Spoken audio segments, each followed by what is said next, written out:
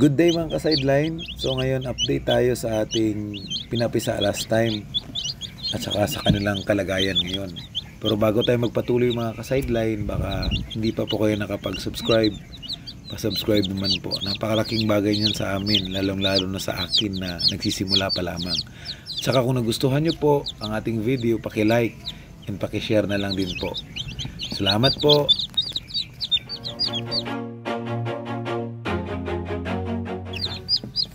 So dito mga ka-sideline, sa napapisa natin last time, maraming lumabas na pangit, yung mga deform, yung mga daliri, split, bansot. So nangyayari talaga yan kapag magkakapamilya yung hybrid. Pero kailangan kasi natin yung gawin.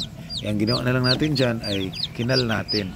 Tinira lang natin yung mga matitibay at saka yung hindi bansot at saka walang problema sa katawan. So yan na sila. Yan lang yung natira, bali 5. Kinal natin yung mga pangit. So sa wala rin tayong kulang rin tayo sa kulungan, kaya dito na lang sa incubator muna.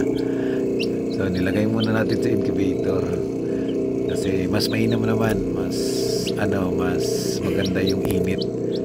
At saka namomonitor natin yung init. Ang ginawa natin diyan, sandali lang tayo gumamit ng dilaw na ilaw. After 1 week, yung puting ilaw na yung ginamit natin. Okay naman, naging maganda naman ang resulta. Napalaki naman natin sila. Kaso nga lang, ito na sila ngayon.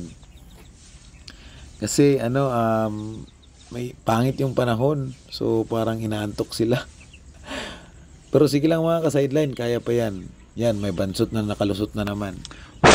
Yung puti, G45, G47 yan, matangkad dapat yan. Kaso yun nga, resulta ng inbreeding din. So maliit. Yung kapatid niya, malaki na.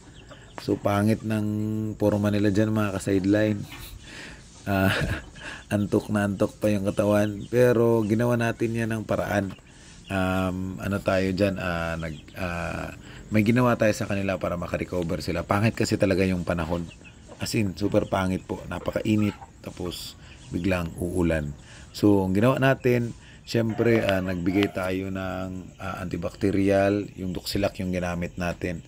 Hindi masyadong matapang mga ka-sideline. So ginawa natin for 5 days. And then nag-ornistat din tayo.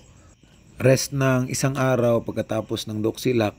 Tapos nagbigay na tayo nito for 3 days. And then after 3 days, rest na naman. 1 araw lang din. Nagbigay na rin tayo ng Tepox para sa coccidiosis. Ito for prevention lang ito, kaya 3 days lang. Ito na po yung natin, yung mga papisa natin last time. Medyo alive na pero malungkot pa rin. Yan, dahil yan sa pangit na panahon. Kapag nakasurvive itong mga batang to, babakunahan na to. Sa ngayon hindi pwedeng bakunahan kasi may dinaramdam silang stress. Yan, malulungkot. Yan. Yung mga kaibigan natin dito na nagmamanok, yung kanilang mga sisiw ay lumuluha daw yung mata.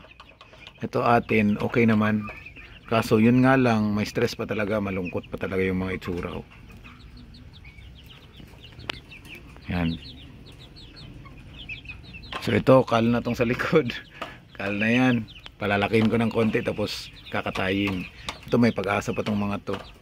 Ito yung tatay nito may lahing G380. Ito, yung pula. Yan. Hindi siya masyadong matangkad kasi maliit yung nanay. So ito yung problema ngayon sa amin, yung pangit na panahon. Tingnan nyo naman. 2:00 ngayon ha. Malungkot na naman yung panahon. Kaya malungkot rin yung mga alaga natin. Mga 1 month. Sana makasurvive tong mga to. Tapos na tayo sa sa cocci. Wala silang cocci. Yan, tingnan nyo. Walang cocci mga yan. Walang dugo yan. Diba? Malungkot lang talaga sila. So Tepox. Tapos purga.